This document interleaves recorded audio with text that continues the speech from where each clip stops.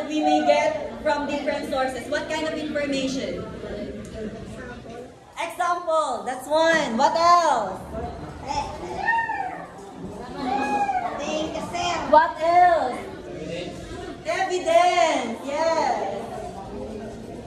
Here, I'm out of recitation. Please take note. Naubos niyo yung recitation. Kung dami kong binigay. Okay, what else? We have evidence. We have examples. What else we can get from the news? What kind of information we can get from the news? Interview, that's a source. What kind of information we may get from news articles? Good source. Good source?